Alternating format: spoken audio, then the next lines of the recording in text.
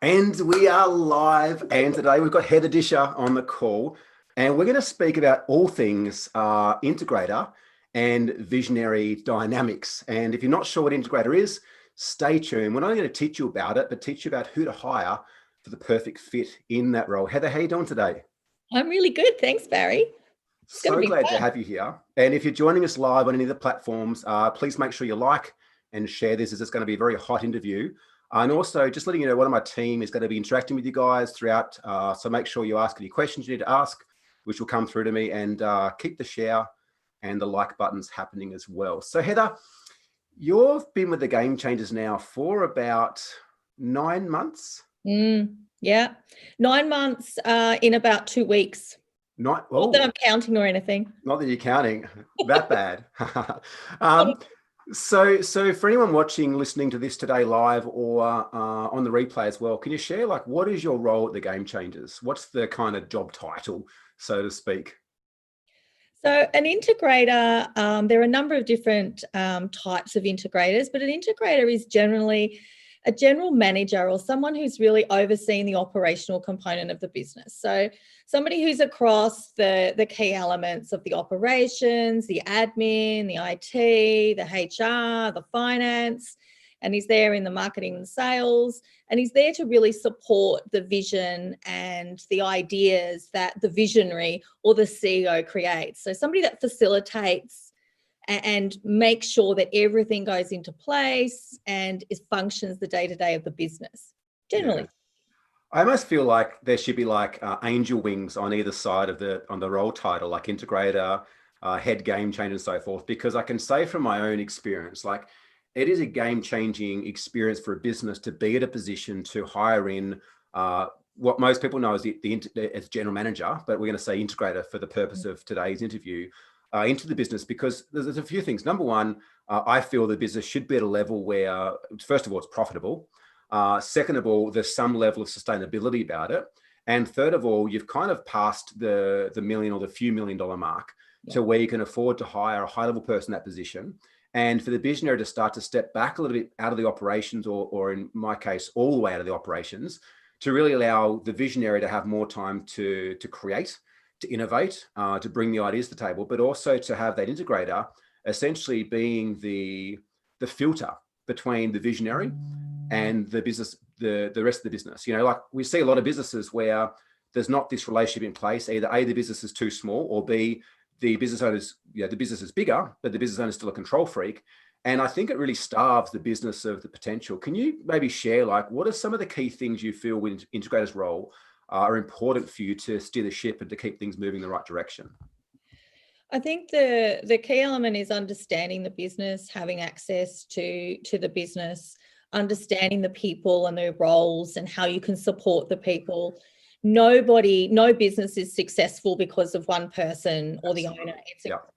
It's all about the teamwork and the people. So it's about managing all of that, connecting all of those things together. And it's also about having a really good relationship with the CEO and the visionary, so that you can understand what it is that the business is doing and where it is the business is going. Yeah. So that's a really critical element. If I can understand that from someone like yourself, and that relationship is really good, then I know what it is I need to do. And then I can go about doing that with the right people, the right team, understanding what it is that needs to happen. Yeah.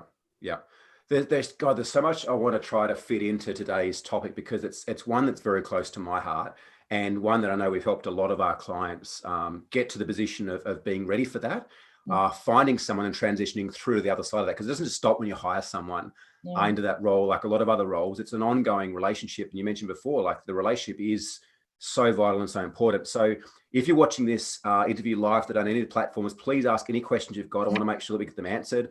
And the question I've got for you to kick us off is, do you currently have someone that sits in the role of general manager, integrator, or COO? It might be what people refer to that currently. So let me know in the chats.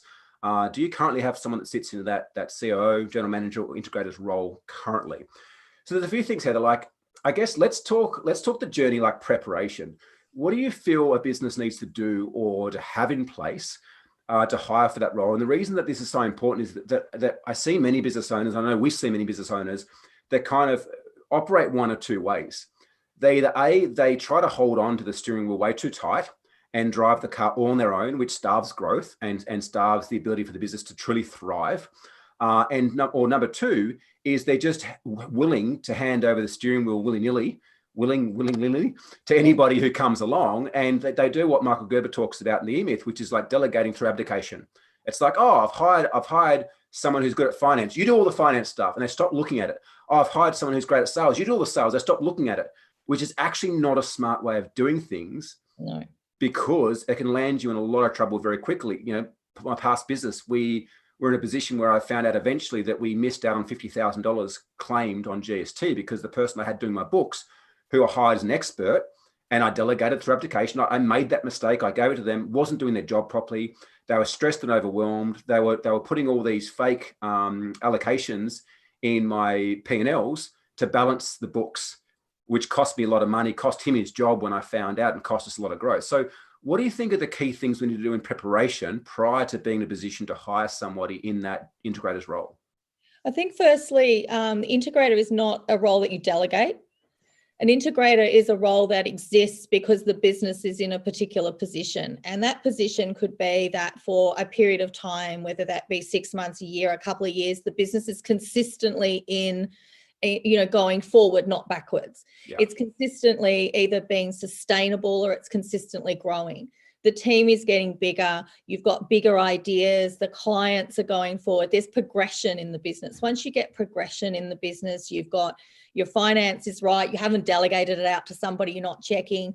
So as a business owner, you are across the business, but you're starting to get to a position where to manage the day-to-day, you're working in the business as opposed to on the business. Yeah. So you're not going to delegate the role. You're going to bring somebody in to work with you so that they can manage the business, and then you can look at taking the business to the next level. Yeah. I loved what you shared there around making sure the business is moving forward sustainably and consistently, or something along those lines, because I see two people make the mistake of we just need to hire someone to fix the problems we've got. Yet the issue is with that is it's kind of like throwing petrol on an existing fire, hoping it will burn itself out. It might eventually, but it's not the most effective way to be putting out the fire. Hey, Sammy. Hey, Cheryl. I noticed a couple of guys that joined on. We're talking all things visionary integrator, which, Sammy, I know is a topic that you absolutely love. So yeah, it's about getting the business to a position, because I think that if the CEO can't first be disciplined enough and take the right actions in place to see the business grow consistently, their leadership's going to fall short of making the most out of hiring. Number one, hiring and finding the right integrator, because they won't be coming from a sustainable place when they hire. That would be more so like, let's just fill the role and get someone in, rather than let's take our time and get the right person for this role that's really going to manage all aspects and be a phenomenal culture fit. And obviously second at that too, that you can lead them effectively, because as you said, like, it's not a role that you delegate. It's not just a role that you bring in and be like, oh, there you go, catch you later. There's a lot more in play than that. So that being said, before we go into kind of the role itself, let's kind of talk the journey. What are some things you should be looking for then, if that's where the business needs to get to where it's growing consistently, teams are starting to build, momentum is starting to build? What are some things you think that we need to start looking for in hiring a phenomenal integrator or general manager? I think one of the things is do you want somebody with industry experience? Is that important? Sometimes that is important. Sometimes it's better to bring in fresh eyes. Absolutely. Because businesses all have the same pillars, they all have the same requirements. There are some intricacies. So looking at, that particular area. The other thing to look at is, as the CEO, as the visionary, what type of personality do you have, and who will you work best with? Yeah. So where is that really good sort of match? Will you connect with somebody really well? Where do you, where will you rub up against them? Where will you make it easy, hard, indifferent? So that kind of look. Then you're looking at the culture. So what type of person will fit in with that culture and take the culture and drive that culture further, as well as, what sort of background do they have? What sort of skill set do they have? Sometimes an integrator is across everything, and we're not all the best at everything. We've got some areas of weakness and some areas of high skill and extra strength. So it's like, what is that balance? And is that balance the right fit for the business? It's funny. The reason I was smirking a little bit, I was remembering an earlier conversation we had today around dating. and dating apps when you said that, right? And the reason being, I was trying to think of an analogy, but like hiring general staff, and when I say general staff, people from anything from an admin role through to even like a management role, I guess it's kind of like maybe picking a school for your child. Like you've got some choices, but there is limitations to hiring that. Whereas the integrator is more so, I guess, like hiring a live-in nanny.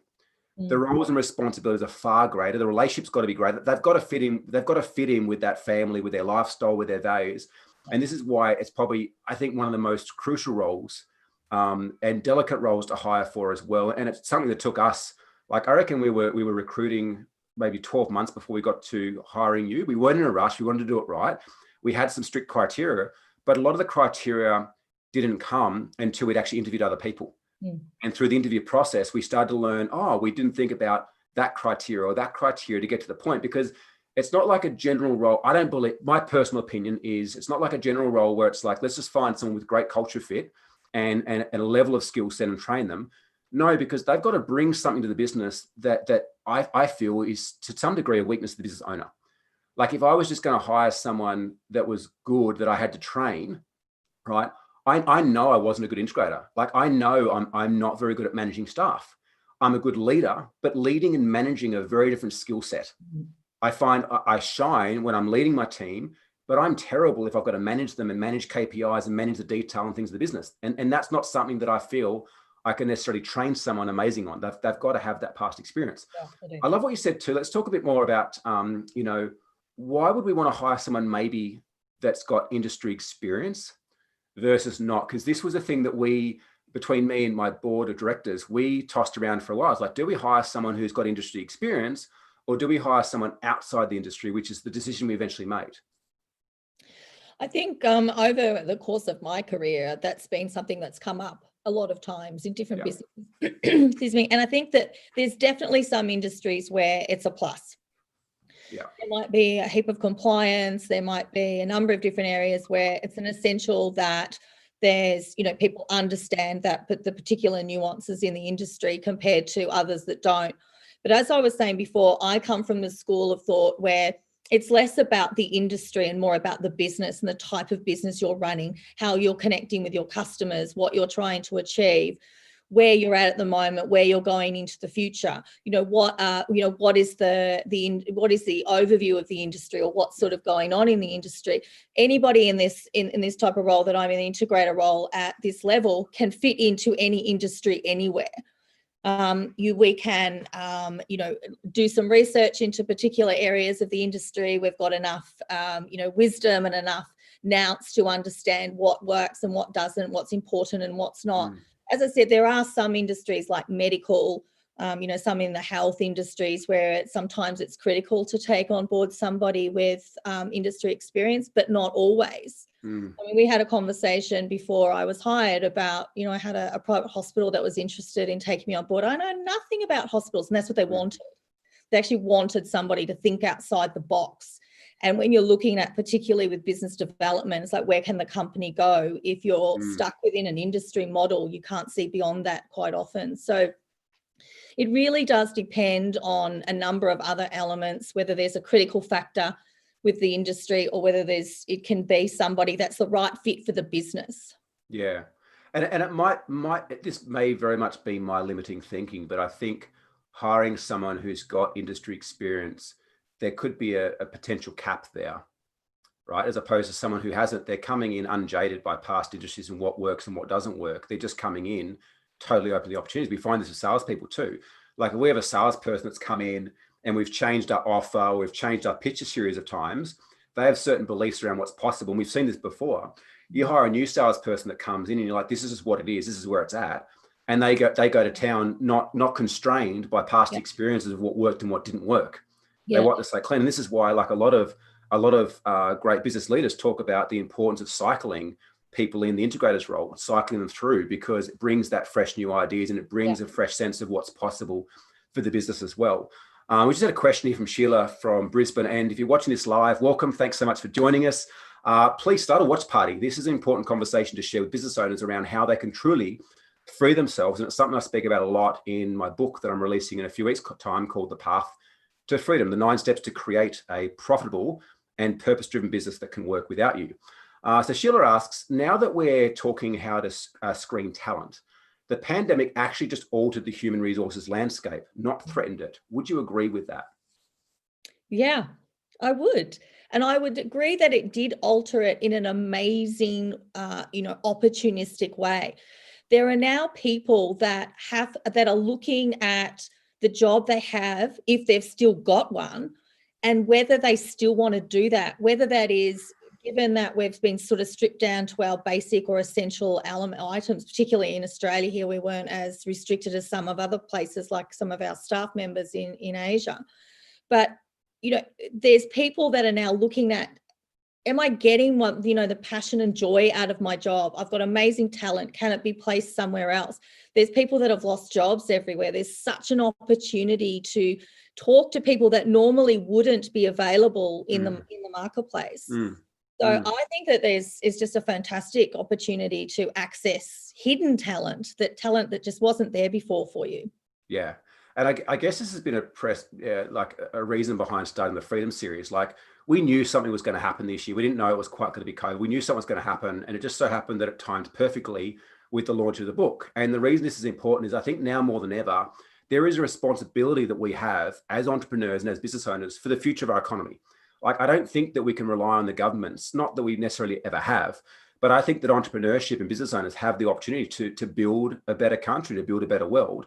And I guess, what we teach and what I'm sharing in that book is how to free yourself for the business owner to truly sit into the role of visionary. Because I think that, and certainly for my own journey and for the hundreds and thousands of people we've coached as well, having the business owner in the visionary role and having a good integrator, having a good team behind them really allows them to create something magnificent. And we just can't do that when we're stuck in the business. So I guess this Freedom series is to bring more information and more of those proven strategies. And it's not just strategy, it's psychology as well. Like, for a business owner to exit, it's not just put some systems in place, hire some great team members, hire an integrator and get the hell out of the way. It's not that simple. If it was, more people would be doing it and more people would be successful. Building businesses are challenging, but it's not impossible. And so I guess I ask anyone that's watching this now, please start a watch party, share this around, tag people that need to hear it, because we do have the knowledge and the skill set to help people and the passion as well. And I think what you shared is a really good point, Heather. And there's one other part I want to add to that. And that's that this forced shutdown and lockdown has forced companies to innovate and get up to speed with the 21st century. Like, I was in Perth City this morning and it was a ghost town. I had to remind myself it was Monday. Like, it was like a Sunday walking around now, because there's a lot of businesses that are still allowing their staff to now work remotely and work from home, right, since this, and have actually found that their companies are more profitable, their employees are happier and more productive through working home. That opens up a huge opportunity in HR, because we now can, and we've been doing this for years, but now companies can hire the best talent from wherever they are in the world. They no longer need to hire someone from Perth to show up at a Perth office or from Brisbane to show up at a Brisbane office. They can hire the best person for that particular role in the world, incentivize them, bring them the culture. And I don't know about you, but like, I think the culture we have at the Game Changers is far beyond any culture I've ever experienced in my life working anywhere. And we have a team, I think 16 odd staff now in the Game Changers alone, all remote, all working from home, and they have done for ages. Our culture is rocking because of the way we've built it. We don't need to have a water cooler or a pool table or to go out for Friday night drinks. It'd be amazing and nice and awesome, but you don't have to have that to build culture. I think that COVID's really allowed people to start to shift their paradigm around what's actually possible in building great businesses. Yeah. I think it's one of the things I love most about the Game Changers is our culture and our team. We are seriously good. I'm totally biased, but we are seriously good. I agree. And, if you've got a reaction to that, that's okay. Maybe look at how you can create this for you too. Like, I'm okay with it too. It's not said from an egotistical place, but I've worked hard. I've been in business for 18 years. And this I haven't had this like this before. I've had businesses where I was an employee in a multi-million-dollar company with 20 odd other staff. I had a business that fully relied on me. And this is why I guess this message is so important right now, because it is possible. Like, if we can do it and our clients can do it, every business owner can do it. And that's what I want for them, whether they work for us or not. It's not important. Like, what I want to see is business owners liberated and like entrepreneurial poverty eradicated. Yeah. Like, I think that everyone deserves to have that. They So if do. we're talking like preparation and we're talking around starting to understand like who might be a good fit and how we go about hiring them, what do you think is really important about bringing them on? We probably didn't go through, me and you didn't go through traditional onboarding per se. And we can talk about what we did, and I can talk about why we did it the way that we did it. There was a reason. But what do you think for anyone watching, listening to this today, like would be the best approach once they've gone through, they've identified, yes, I need that role, they've done their research, they've found someone who's a good fit. And I think relationship is so important because we need to get along. It doesn't mean you always tell me what I want to hear or vice versa, but we need to have a very intimate relationship so that you can make calls on my behalf or on your own behalf and know you've got my backing. But also that dynamic is so important. Like I can trust you with anything, right? First and foremost, let alone the fact that you're a good culture fit. And I think the thing that rang true for me, just remembering now, is when I first said to the team, hey, like I've hired someone, like I'm out. I'm no longer going to be in the business. There's a lot of like, oh, we're going to miss you. No, it's not going to be the same without you. Like you run the culture, blah, blah, blah, blah, blah. I stepped out. When COVID hit, I stepped back in and hustled for a few weeks with you guys to provide support for the teams, provide support for clients. And then I said, hey, like this Thursday, I'm on a plane again leaving and I'm back out. And the team's response was, cool, see you later. And genuinely, cool, see you later. And that was when I was like, I knew that we had it right, but that was the further confirmation. I was like, we got it right.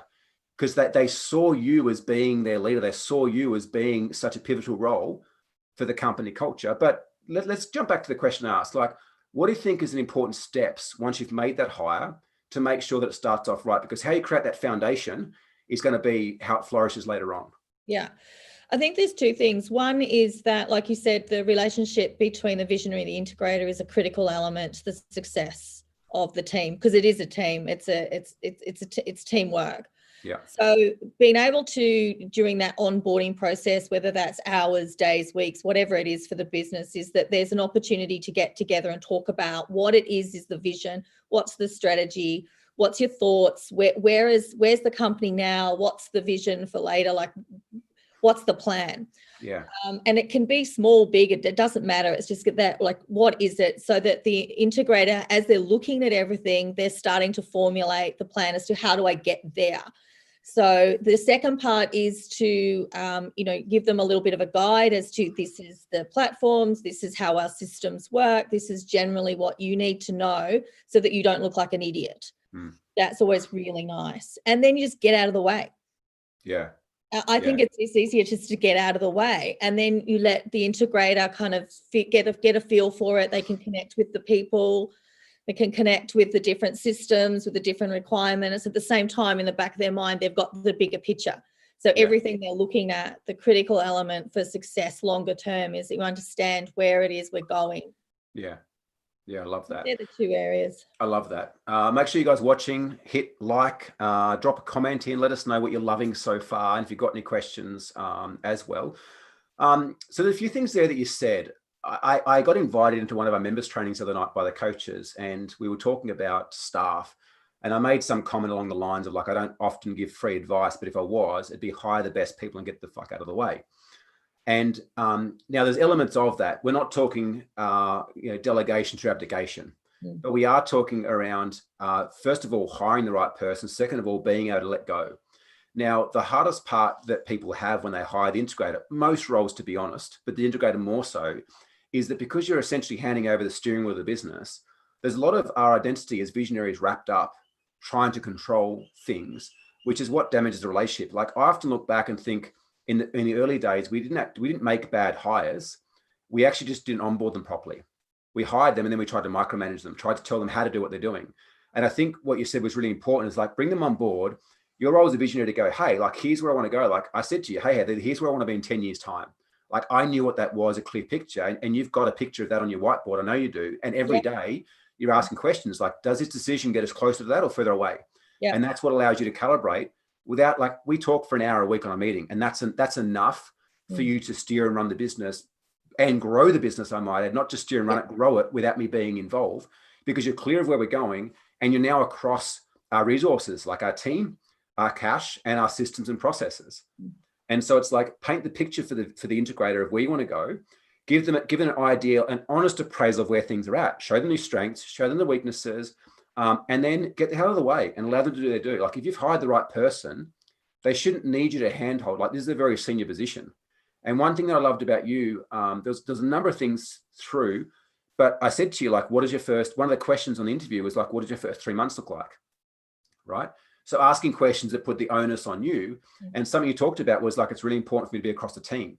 So one of the first things I want to do is have one-on-ones with all the team. And I was like, excellent. Like, excellent. You made it about the team from the get-go. And I think that it's important to like allow roles, not just this role, but all roles to fail. Like failure is good because it shows you where the gaps are in the business. It shows you where the gaps are in the people and the processes and how to fix things. If you're trying to grow a business without failing, you're not growing anywhere near as fast, as profitably, or as fulfillingly as what you could be. Yeah. Any other important things? Sorry. It's a good learning curve as well. And it creates good relationships too, because there's always somebody to say, it's okay, together we'll get through it. And it creates more teamwork as well. Yeah, absolutely. It's okay to not get it right every time. Yeah. Where do you feel like, be honest here, where do you feel that maybe we let you down as a company on the onboarding, or we could have done a bit more to support you, if there was anything? And then also on the other side, like, what do you think that we nailed when we brought you on board, out of curiosity? I think the small failing was the technology. Because it was remote, here's a list of all the things we use, and here's your logins. So you go and log in and you look at them, you're like, right, so how does that connect to that? Yeah. And Slack is the communication channel, but then what's email and then what's Asana? Do we not communicate through those? So that was probably, and we can laugh about this now, but my attempt at running the online wigs for the company, which is our weekly meeting. WIG stands for Wildly Important Goals. Yeah. was a thing of pure, I forgot about that. We used to give you so much shit about that. So bad. It was so bad. But it was like this, like how you learn. Everybody would just laugh at me, and I just. The team were like, "Who's this woman Barry's brought in? She can't even use Zoom." It was hilarious, but it's like trying to work things out so that it was, so that they connected. So that was probably the not so nice part. But, I just laugh with it. It's fine. If the team can deal with it, I'm okay.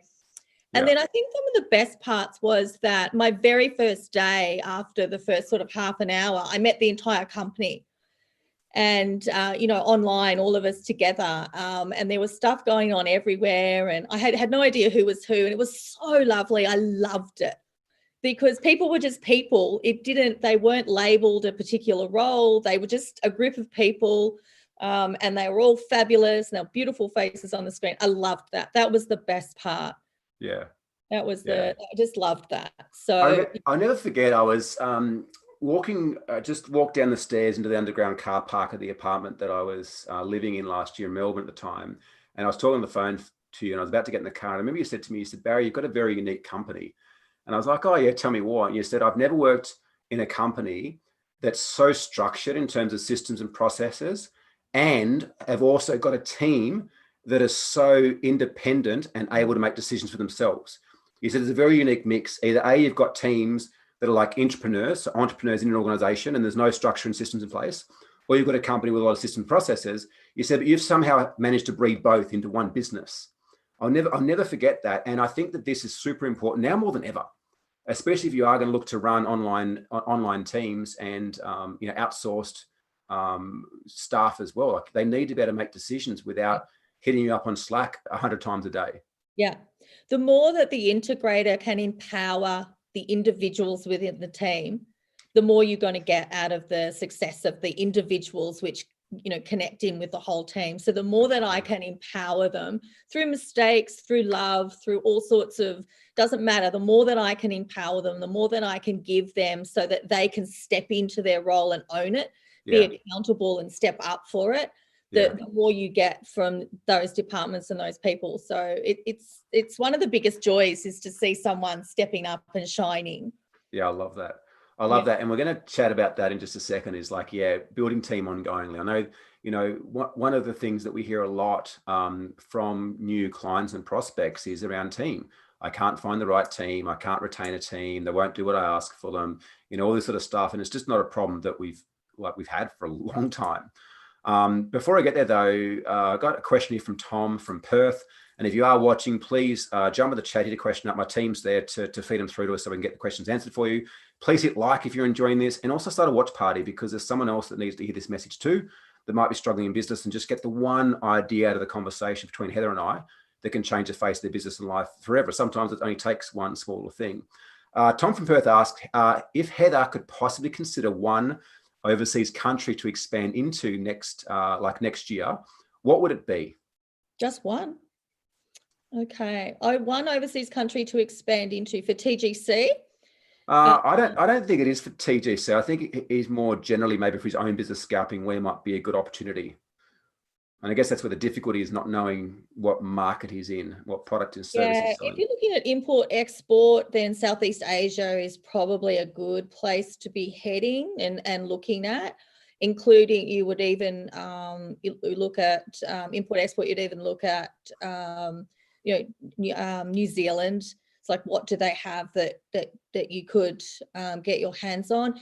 If you're looking at pure volume, then obviously you've got the US is always a good place to be, massive volume. If you're looking at the US and you're looking at a particular product, a physical product, something tangible, expanding to that area is really difficult because of sales tax in the different states. So you might look at Europe, depending on your supply chain. Yeah, India too has got a lot of opportunity. India, China. It does depend a lot on product and service to which market you would pick to expand into. Yeah, I think if you're looking at trade, you'd potentially be looking at, traditionally it would be China, but we're having trade issues with China at the moment, not just through COVID, but through other areas. That will subside.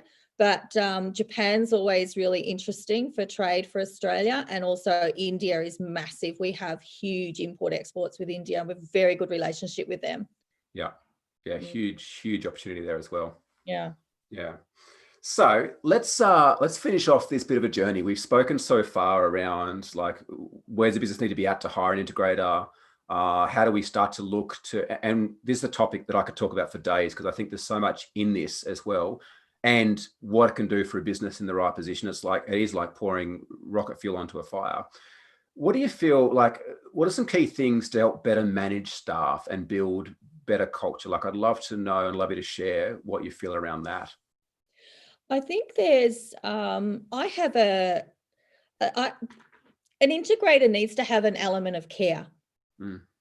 When we look at how we run the business, we don't run a business with care. We run a business with our minds and our focus, and we're thinking about the bigger picture. If there's band-aid solutions, they shouldn't be happening because you should be looking at the bigger picture.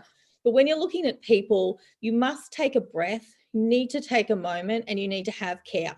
If you care for the person that you're speaking to, if you really genuinely care, just lay it all down, whatever's going on, you care, then you can connect with that person. And that I think is a critical element to, connecting in with individuals and with the team. And for me, we have internally in TGC, we have Tuesday, which is where we get together as our company day. And that's also my day of not output, but my day of input.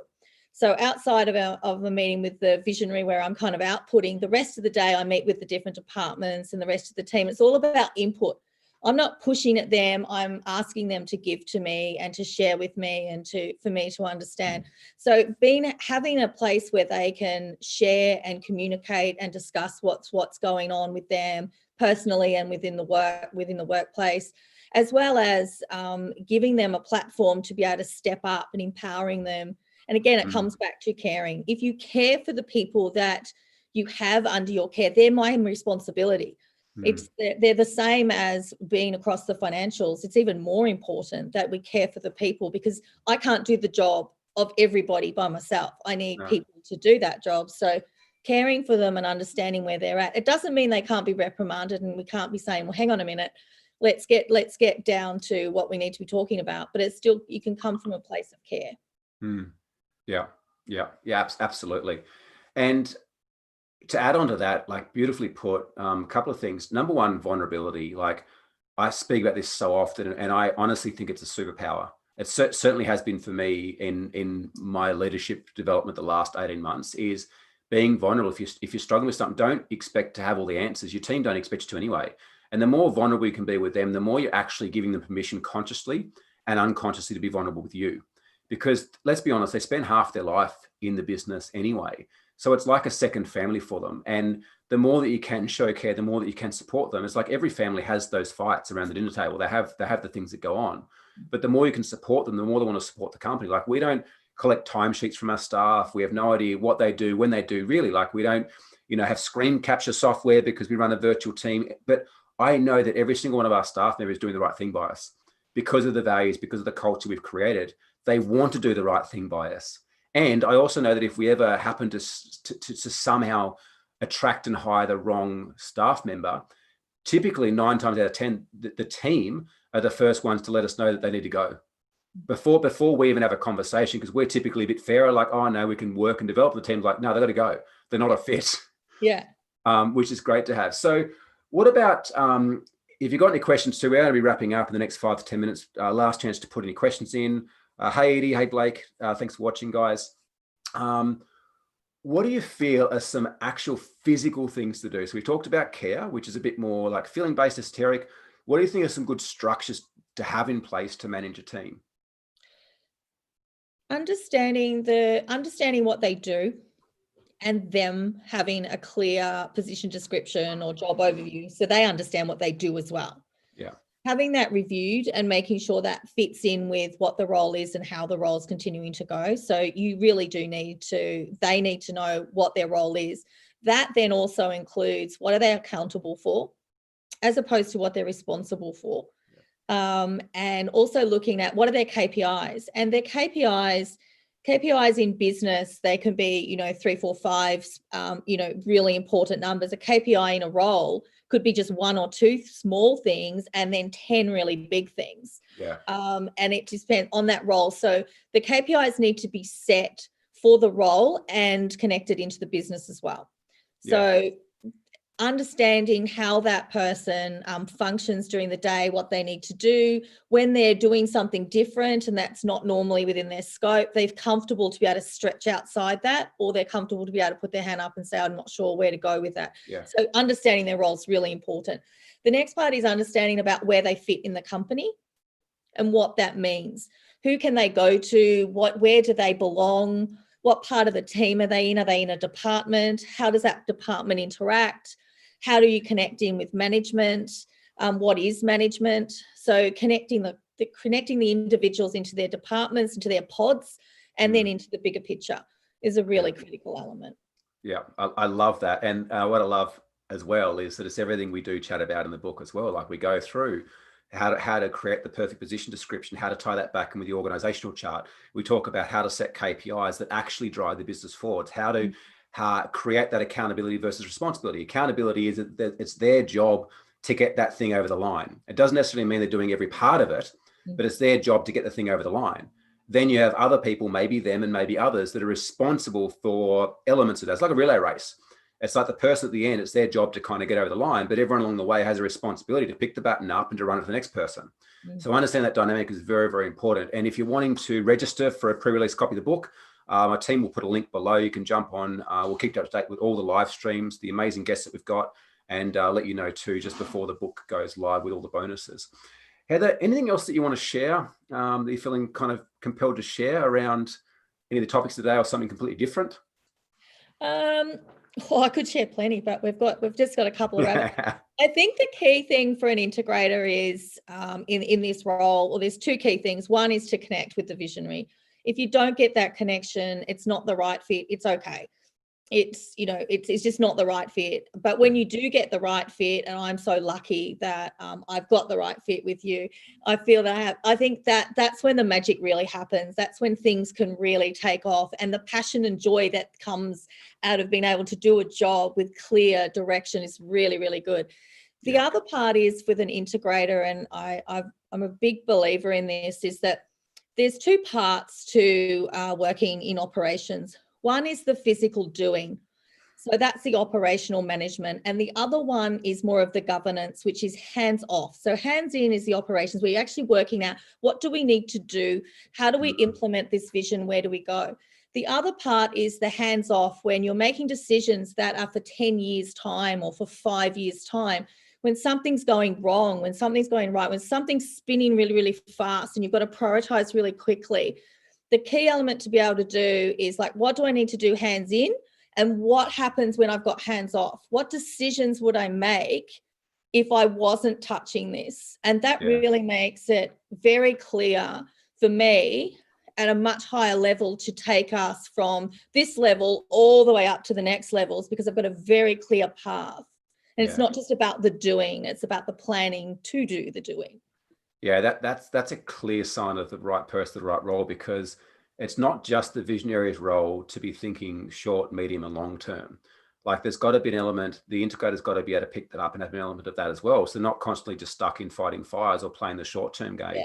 They've got to do the governance. They've got to play the longer-term game of positioning as well of the company. Yeah, it's fantastic. Yeah. Heather, it's been such a pleasure having you on. And look, if you got value out of watching this today live or on the replay, please hit like, please tag a couple of people in that you know own businesses and might need to hear what we've shared today. And also to start a watch party. It's a really effective way to gather people on board and share what we're doing here. We've got some amazing guests coming through over the next 4 to 6 weeks, and would love to have as many people get the knowledge to help them to grow businesses and create businesses that can be profitable, purpose-driven, and can run without them as well. Heather, really appreciate you. Thank you so much for your time. Thank you. This has been fun. Normally integrators are in the background, so this is kind of nice. Yeah, it's been great. It's been great. Thank you so much. Thank you.